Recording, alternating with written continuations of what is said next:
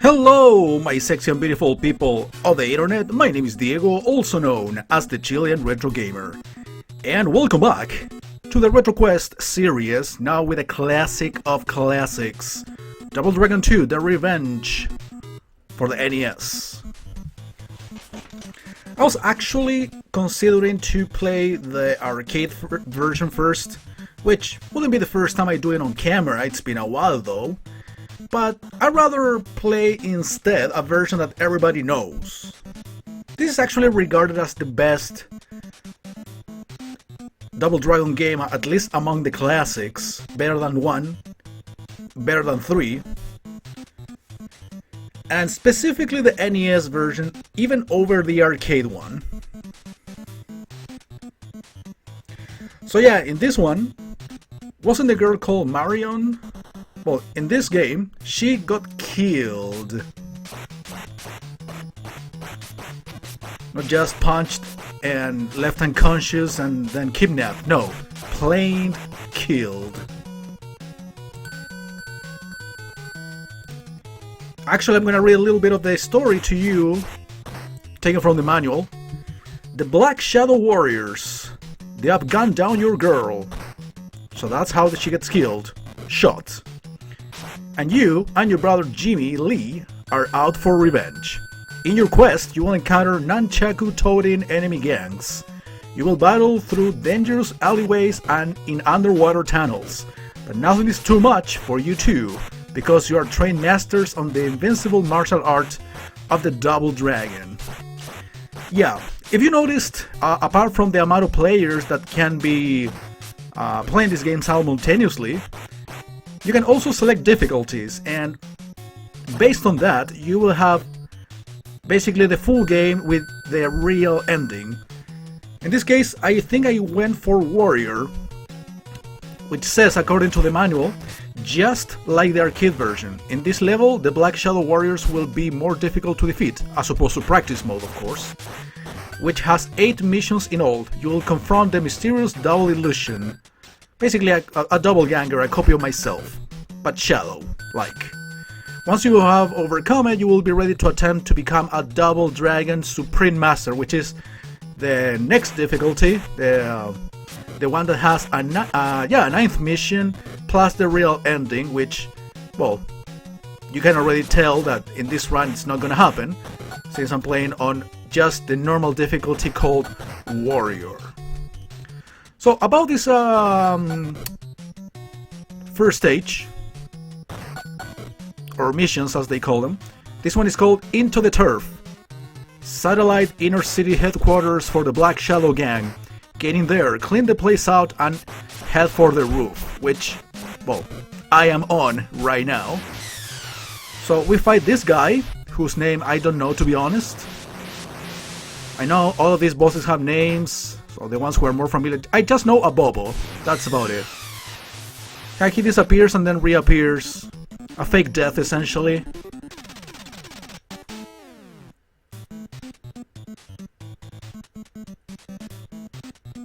So now we are making it to Mission 2 at the heliport.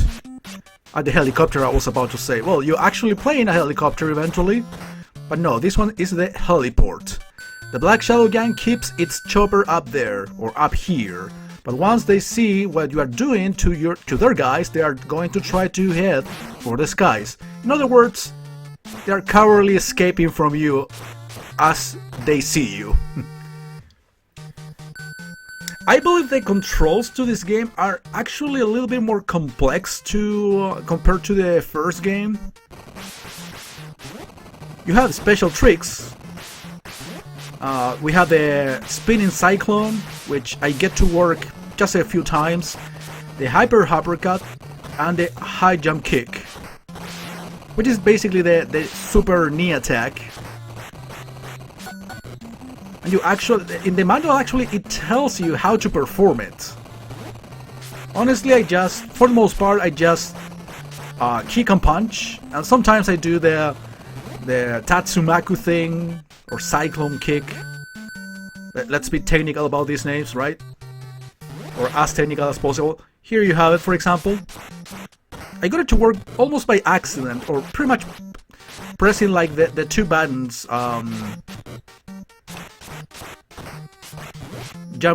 punch and kick in the air. That's what I was trying to do, but according to the manual here, well, you have to do that, but also you have to press the directional button to where you want to do the spinning cyclone. But I learned those things after I actually played through the game, just by doing a simple punch and kick moves. Now we are going into the helicopter, apparently. Obviously I couldn't reach it while playing, but of course it will be part of the cutscene. Grasp.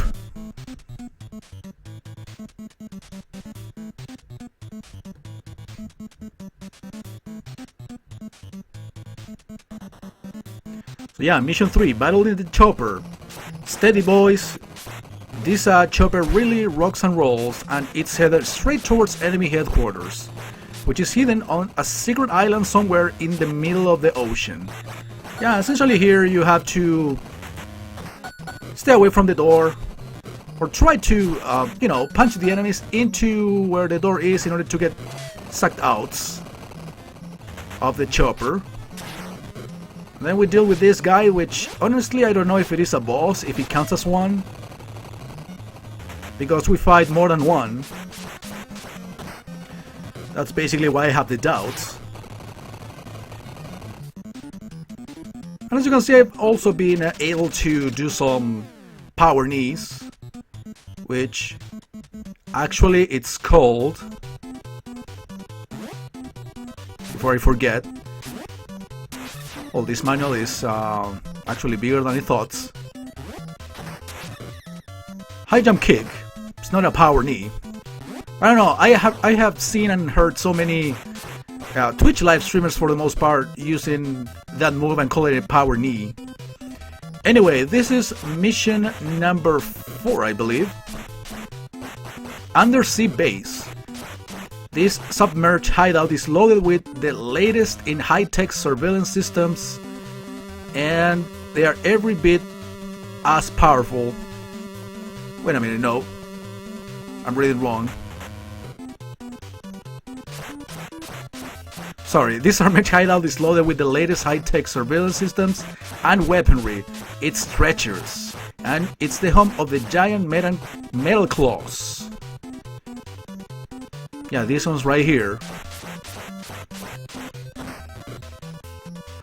So I always wonder, do enemies take extra damage when they touch the spikes, or do they digest to my combos? Well, these are the metal claws, right? Not just the spikes up there. Those are the ones that the game is referring to, if I'm not totally mistaken. And now we deal with some punks.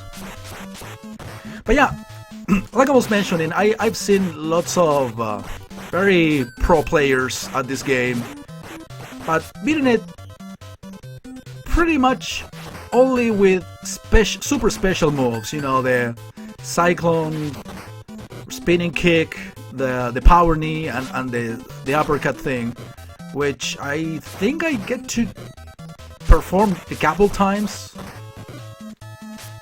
But as you can see, I just go for the basics, trying to time it better than the enemy. And this is probably one of the main issues with this game.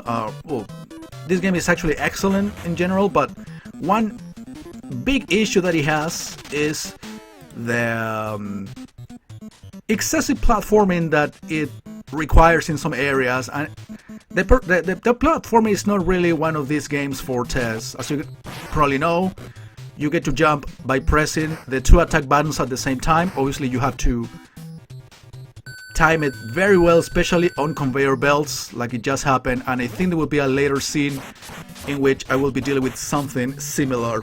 So we're on mission 5, second half of the game, if you will. The Forest of Death. These hideouts disguised as a forest, hidden deep in the island's hills, and it's rigged to plow enemies like you into the ground. Plow enemies rather. So play carefully, know the ropes, and watch out for heavy moving equipment. Oh yes, it refers to the boss. Spoilers. Kinda.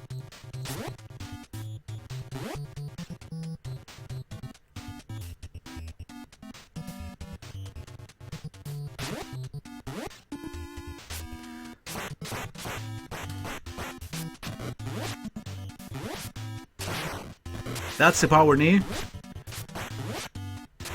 Like I said, I mean, for the most part, I basically did the same thing for all of these special moves, like timing it in a particular way and then press the two buttons, the two attack buttons, either mid-air or right after I land.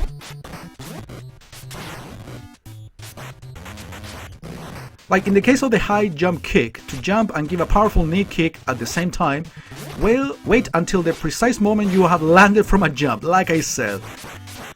Like, I end up figuring it out, but of course now that I read the manual, it gets completely clear to me that that's how you are supposed to do it.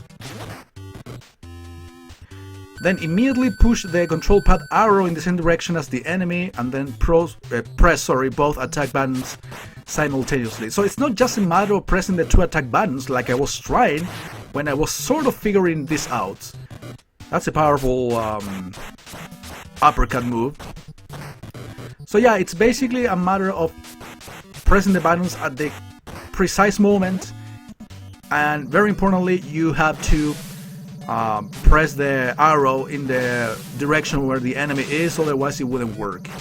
So yeah, this is the big heavy equipment that they would be moving. The big tank. Well, you do nothing to the tank, but to the enemies that come out of it.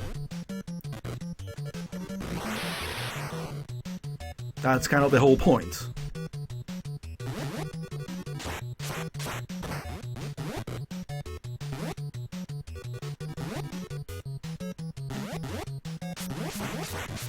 Well, as you know, or should know, in Double Dragon Neon, which is a game that came out on the previous generation of games, PS3, 360, PC as well.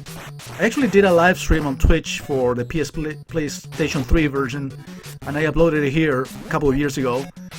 They took this idea, as well as many others from the classic Double Dragon games.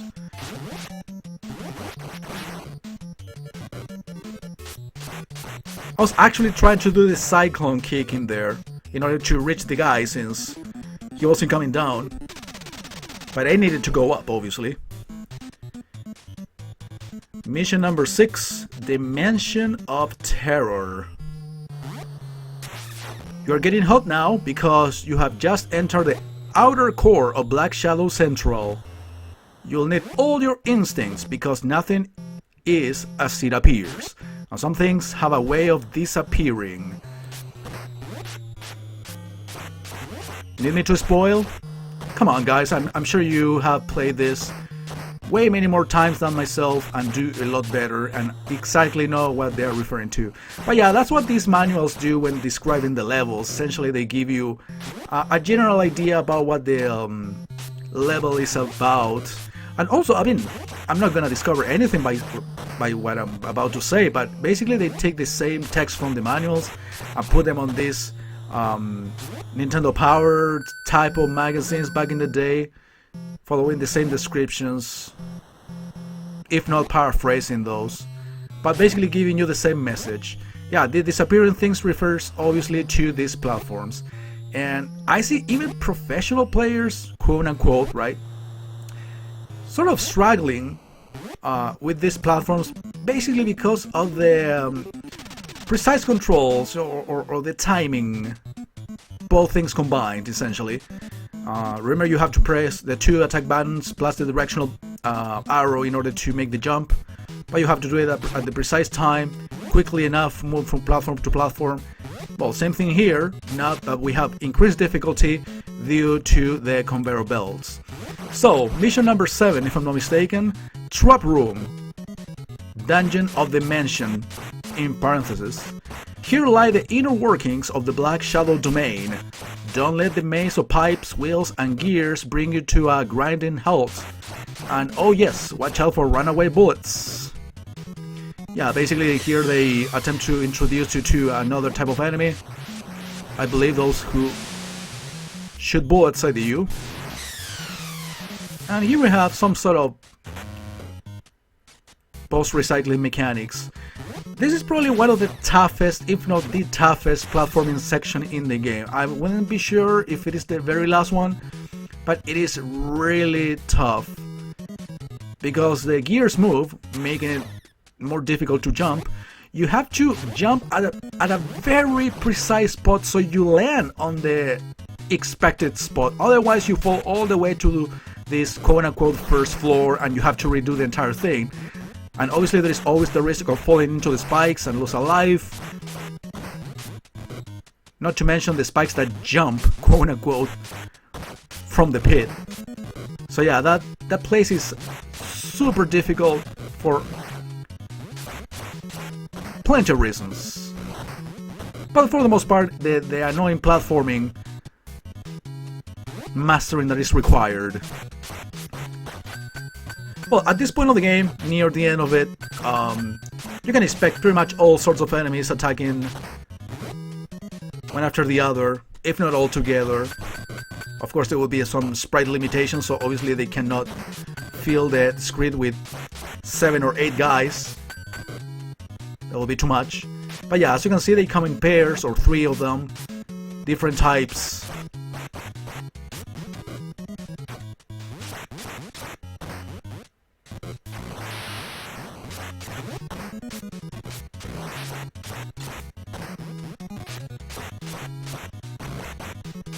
And at this point of the game, I actually stopped using these special moves altogether. Well, of course they recycle bosses, making it seem like normal enemies. Nothing that you haven't seen before in video games. But yeah, it's an enemy gauntlet, not just a boss gauntlet per se. Okay, that hit never got it.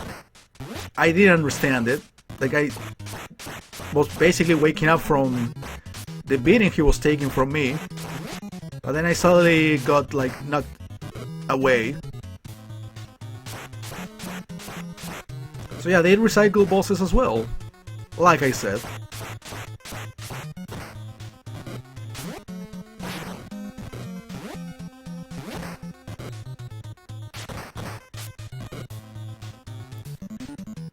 Trust me, 1 or 2 of those super moves, you are pretty much done with any of the bosses. So yeah, let's go to the last mission of this specific difficulty of the game. The double illusion. Hey, what's going on here? These guys look exactly like you, and they are every bit as powerful. So now you are going to find out what it's like to be the recipient of your dangerous moves. Obviously we're not gonna consider Mission 9 since we're not gonna play it. I will leave it for another playthrough or something in the Supreme Master difficulty. Honestly, I don't know if it actually is made harder with more enemies or the enemies have more health. I guess the manual can tell us a little bit about it.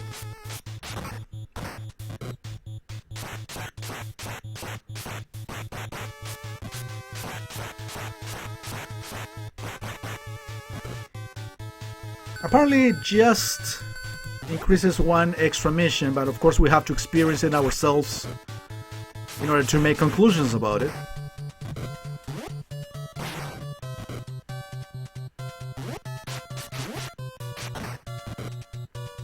Yeah, obviously the level's name as well as the description goes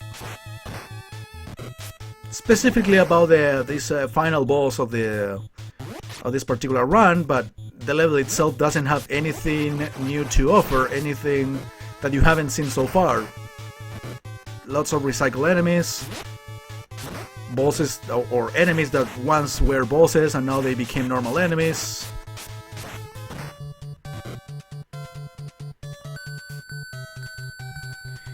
And here we have the final room. Well, obviously before facing yourself, your clone, you have to deal with more bosses. Actually, I believe that these ninjas that you fought in a previous level as the boss to the level itself, It feels like they're a lot more aggressive in this one. Of course, they have a little bit less health, but they come more often. Once one of them is defeated, another one comes to as a backup. But it feels like they are more aggressive. Or maybe I got less aggressive myself. Who knows? But I don't know, it feels to me like these enemies are a lot faster, a lot more aggressive. They attack a lot more. They get away from you more often as well. But apparently this is the last one, so you end up fighting like 4 of these guys.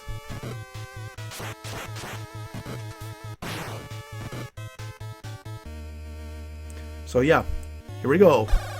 Yeah, he does Kamehamehas, Hadoukens, whatever.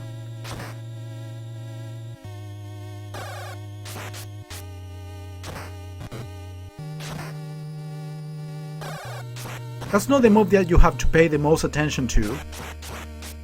He disappears and basically he will trap you if you stand still, so I recommend you to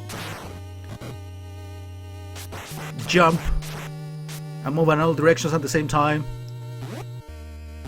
so he doesn't trap you, he gets disoriented, because again, if you stand still, he paralyzes you and pretty much kills you. Other than that, it's not really that difficult, it doesn't take too long. So yeah, that's the message you get for completing this difficulty. But that's not the real ending to the game, so at least I give you a full warrior difficulty run. So thank you guys for watching, and I'll see you on the next episode of the Retro Quest. Bye bye.